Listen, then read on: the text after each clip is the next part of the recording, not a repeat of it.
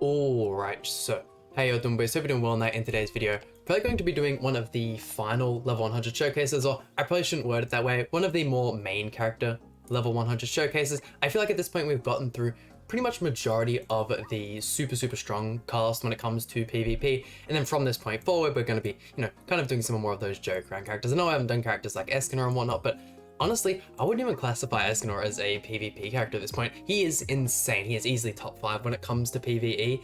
He just doesn't hold up to what some of the other characters can do in PvP. But today, of course, we are showcasing the King. King worked absolutely amazingly with Deanne. And I mean, at this point, any team where you're missing a frontline unit, you can just chuck on Jack of Light Gotha and they will do absolute wonders. It's a really well-built kit. All of the utility is super nice. I feel like if you want a unit to age really well, giving them utility over raw stats is the best thing, because I mean, all of these attack stats, defense stats, HP, all of the substats, stuff like that, are going to get outdated. The utility a unit can give will never give outdated unless, of course, they release better card skills, but that honestly takes a lot longer than it does for a unit to get higher HP or higher defense, stuff like that. But having a quick look at the King here, if you don't know what he does, the first card inflicts power strike damage equal to 275% of attack on all enemies. His second card inflicts sever damage equal to 300% of attack on all enemies. The ultimate, which we have 6/6, removes debuff from allies and buffs from enemies. For each buff removed, increases damage taken by enemies whose buffs were removed by 40% for one turn. Then inflicts damage equal to 600% of attack on all enemies.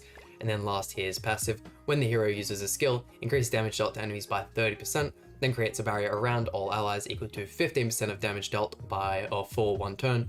Decreases damage taken by 100% and increases damage dealt by 25%. A very good character. I feel like King was the first kind of step in power creep that we had in quite some time. Then from King we got Trader Meliodas, and I feel like we've stuck at that point for a little bit of time. It's hard to believe characters like this are going to get Holy Relics at some point, but having a look at the equipment here, just running some attack crit set, no 15% rolls, nothing too out of the ordinary, and then having a look at the cosmetics, he is completely maxed out. So this is the team we're using today. CC isn't terrible. I'd definitely like to have some of my teams hitting that 350, 360 mark, but yeah, let's jump right into it.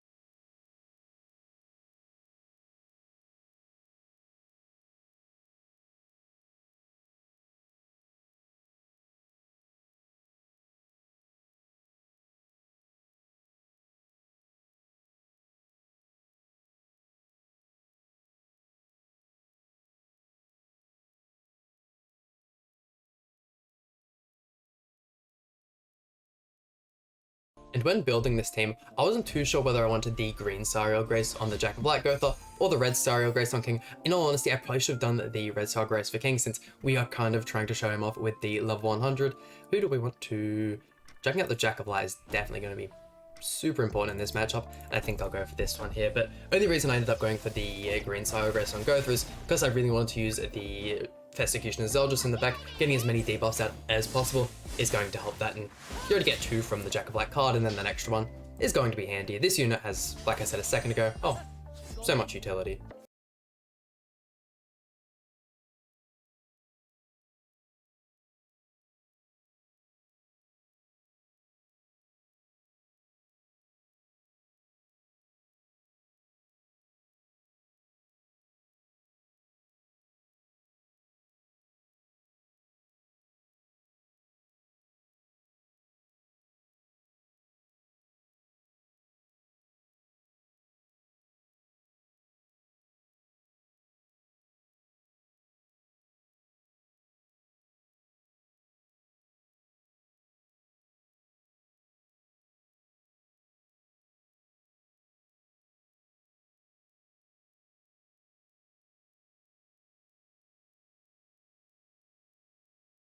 The green Sorrow as well is such an insanely fun unit, especially with the Holy Relic and with the fact with the new Bloody Ellie, if you use his counter, you can end up proccing a full passive turn 1. That just seems absolutely broken to me.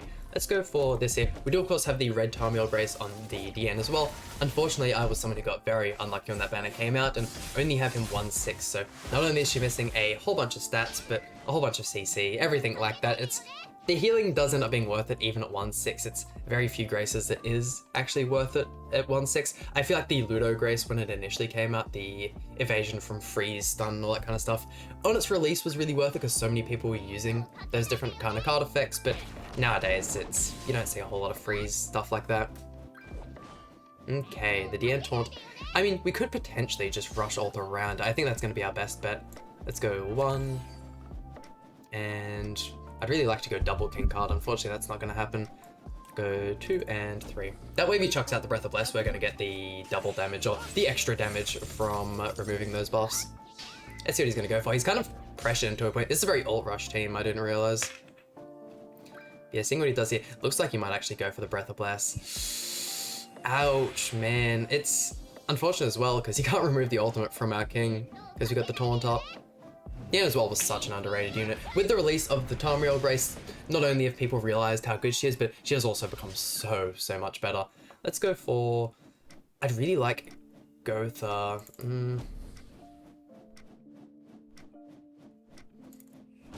I'd really like Gotha Holy Relic to be procced right now so we could see just a huge increase in damage. For some reason I was super scared there to chuck out the Sever card because I'm so used to not chucking out cards before I ultimate because of the Nameless Dance Arthur. He ends up removing your ult gauge, but let's see, first ultimate from King. What do you reckon? Maybe like a 1,000,000 attack stat? Yeah, no crits either. He is so good.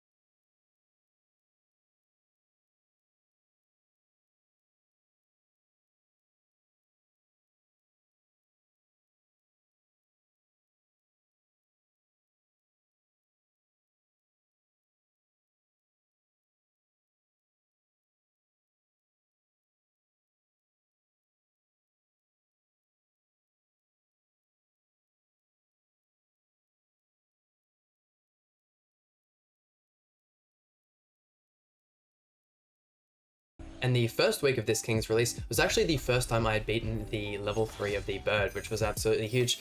The amount of difficulty trying to beat that without any of these newer festival characters was absurd. You guys, you have to have played around when that actually happened, and like, It was absolutely insane, but literally the second I pulled the unit, I was even struggling with phase 2 an awful lot, and it is so much easier with him. And now we have Trader Meliodas, who's even better, especially combined with Magelda. But if you're struggling to beat the bird and you have King, and let's say maybe you don't have Trader Meliodas, would definitely recommend giving him a shot. Of course, if you have Trader Meliodas and Magelda, you can honestly do it with just them and just fill out 2 other units. Obviously, if you can have some more of the preferred units for the raid, like Matrona, stuff like that. Cusack as well is a very, very good pick. It would be preferred, but let's see here. We can rush another King Ultimate. I think that might be the play. We're just going to keep spamming King Ultimates throughout the whole video. 1 and 2. Yeah, once again, I really would have liked the double King card to get a lot more damage out of the Power Strike. Yeah, this King works so well with Diane because I find most of the time when using Diane, she is such a good tank, and there's so many characters with AoE effects that she ends up tanking everything and surviving super well, but the 2 sideline units end up dying, so King having the shield there to help out with that is absolutely massive. That Pierce card is going to blitz our shield every single time without fail. That's its job after all, and that might do a lot of damage as well. No crits, definitely helps us out. So only buff on melee, which is a little unfortunate. Let's go same play we did last time, get those extra debuffs, get the stacks, get the buff from King, and then hoping we can kill everyone again. Getting crits would definitely help seal the deal on both the Deanne and Elizabeth. Elizabeth's kind of the only one I'm scared of at this point because melee buffing himself ended up getting him killed. Another mill, both of them alive. And our King is pretty maxed out. Cosmetics completely maxed out. The Escanor Association has 15% rolls, so you can't get an awful lot stronger. Of course, he's only got 14.5 rolls, so there is a slight amount of strength that could be gained, but man, really surprised they tanked that. What makes or breaks half of the PvP units nowadays is their crit chance. So many old units are just not viable whatsoever due to the fact that they can't crit. Look at this Escanor. Here's my perfect example of a unit that is absolutely broken, and in PvE he can put out way more damage than Trader Meliodas and those other kind of units. Just in PvP, the certain factors and substats can end up mattering a whole lot more. Go 1, 2, and got the max Gotha relic. Could I try maybe... I think I might just try and attack into Elizabeth there, why not? That King, he doesn't have the taunt up, so I honestly think we might be able to kill. Still not a crazy amount of crits from King. He hasn't aged that much, and super curious to see what a Holy Relic would even look like for a character like that. There we go, Elizabeth's almost dead. No point chucking out the Pulverize ultimate. It's so much more valuable holding that in our hand. Double King, we could go for another King ultimate. Fingers crossed this one actually kills, but look man, Escanor doesn't hold up. He's an amazing association, amazing backline unit as well, but I don't know, that's just my opinion. Let's go, that Deanne ultimate is really annoying. You can of course remove it though with the Pulverize effect, which I'm gonna do. I didn't even think about that. Pulverize is a very, very fun card as well. Just over 200,000 damage with the level 1 card. That one should do even more because we have the extra buff, and Gotha might be able to, not with the healed back health from Tarmiel. Gotha with max ultimate gauge, not only do you get the Holy Relic, but just the Pulverize effect alone makes the damage super, super impressive. This just goes to show, like I said a second ago, everyone ends up dying around Deanne, and she just survives until the last character. Another really good character to put the Tarmiel association on is Demon Lord Rimuru. That's very cliche of me to say Demon Lord Rimuru. I absolutely adore that unit. Let's go for this again, and now we have the ultimate, so we can kind of... I probably should have only gone for 1 attack card, that way I could put up the taunt, and we could taunt the ult removal from Deanne, but that's right, we're gonna end up winning this one anyways. Hopefully she just doesn't break through the shield, and although I say the one is bad, the death ultimate will definitely still get you killed. There's one part about him that is definitely remained. King is dead as... not dead at all. Went for Deanne. I wonder if she heals back after the death effect. Ooh, it's hard to tell if she gets... let's see, we'll... 1, 2... oh, unfortunately lost the grey buff as well. This is going to be the one time we could get it, but that's alright. I wonder if Deanne's heal works as... because Escanor has the first half of his ultimate. I wonder if she heals right after that and then heals again, or if it's one big heal. I feel like it'd be the first one, which is kind of broken. Let's see, only 2 instead of 3 opponents alive. Actually got a crit for once.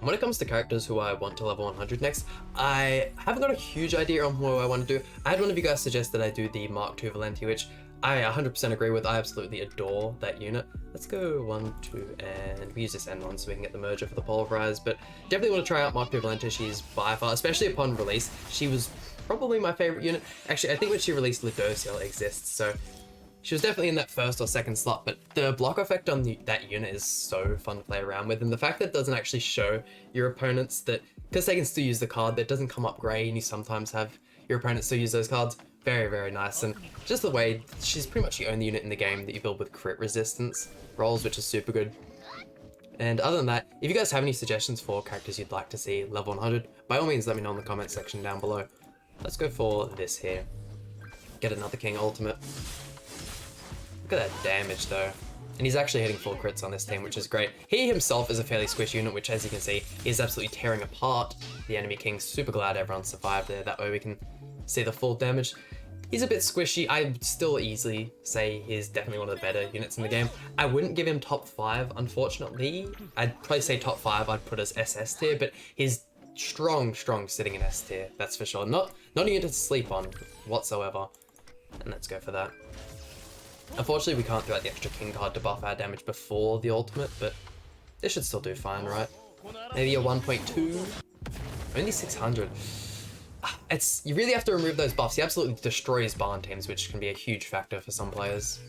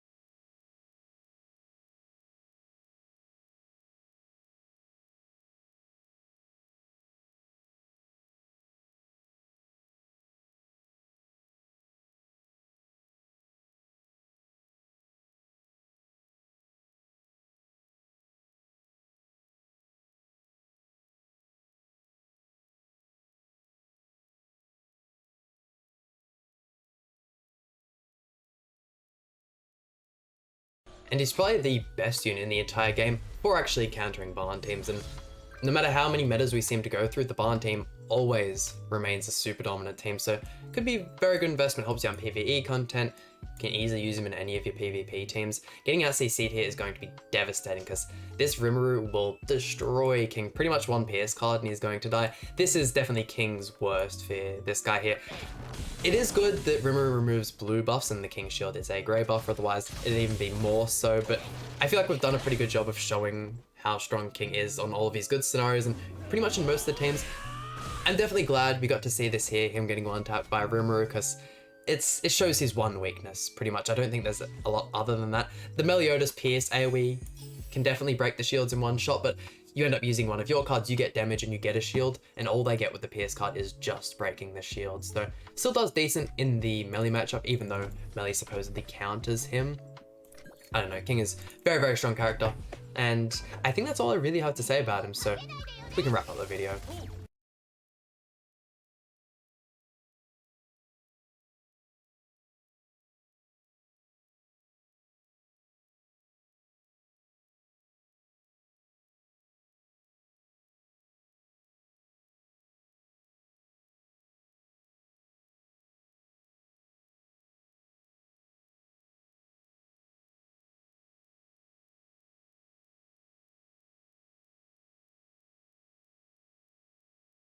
And there we go, that just about does it for today's video. Super fun using the level 100 king. Also an amazing association if you have him 6'6", gives out a whole bunch of stats. Probably one of the highest stat characters in the game. I believe at this point the highest 3 is this Diane here, Jack of Light Gotha with obviously the new Holy Relic, and Trader Meliodas as well. Elizabeth definitely could be number 1. Actually, she might be sitting in that top 3 instead. She is missing a headpiece though, which is a massive factor in CC. It's an extra 600-700 CC for her, so there we go. That just about does it for King. Would highly recommend investing in this unit. He is obviously one of the newer festivals, so I'm sure you guys have done that now. That just about does it for today's video. Hope you guys enjoyed. Please hit the like button, subscribe. Really means a lot to me, and I'll see you guys for some more Grand Cross content.